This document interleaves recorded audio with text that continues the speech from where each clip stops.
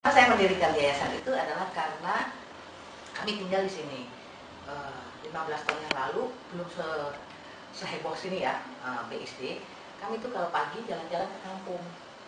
Nah, di kampung itu masih asri, masih banyak kambing, masih orang rumahnya masih sederhana, terus cuma kambing sama ayam jadi satu sama rumahnya gitu-gitu dan sebagainya.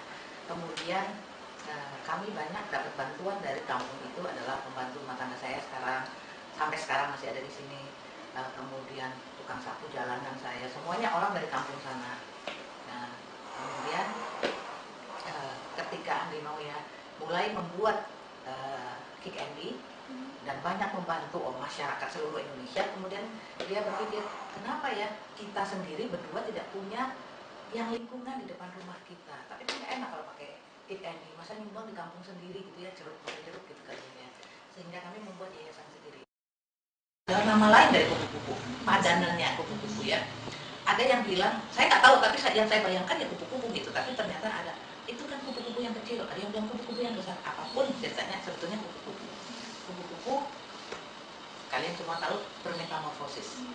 Jadi dari yang nggak dianggap, kepompong, nggak tahu apa-apa, tiba-tiba menjadi kupu-kupu yang cantik, yang bisa terbang kemana-mana. Saya bolosin lagi, nonton National Geographic. Ternyata kupu-kupu dari Taiwan bisa lari sampai ke Jepang. Artinya kupu-kupu kelihatannya lemah, ternyata kuat gitu ya. Jadi udah benar nih saya kasih nama kupu-kupu. Setelah udah sekian tahun baru tahu ya bahwa kupu-kupu itu ternyata bisa terbang, itu bisa jauh sekali.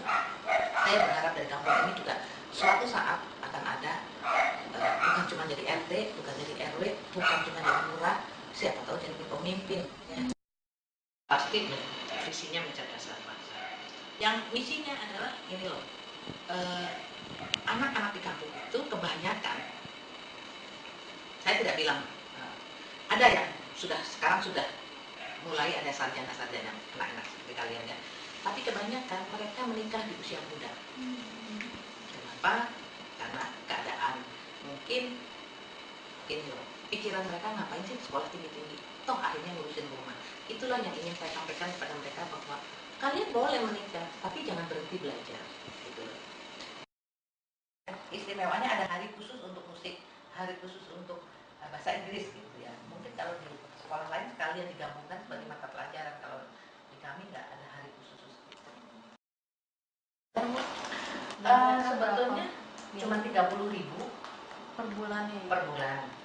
Tapi nanti ada uang seragam, ada uang buku, itu pun bukan saya, karena saya tidak ikut ngurusin yang begituan. Itu ada pengurus, jadi sekolah itu guru-guru mengadakan rapat, ini yang menentukan pun itu harganya itu guru-guru. Kenapa saya berbayar? Karena menurut pendapat saya, kalau orang digratisin itu dia tidak punya komitmen, dia akan seenaknya bayar biarpun sedikit, tapi dia ada tanggung jawab. Aku kan udah bayar, jadi anakku harus rajin sekolah, anakku harus ini. Itu sebabnya saya tidak menggratiskan. Jauh tempatnya dari tempat yang bisa dijangkau, atau halamannya lagi kurangnya guru-guru yang memadai. Sekarang setiap orang pinginnya jadi dokter, pinginnya jadi ahli apa, tapi untuk menjadi guru tidak semua orang ingin jadi guru. Kenapa? Kesannya guru nggak ada duitnya, guru nggak ini kan gitu.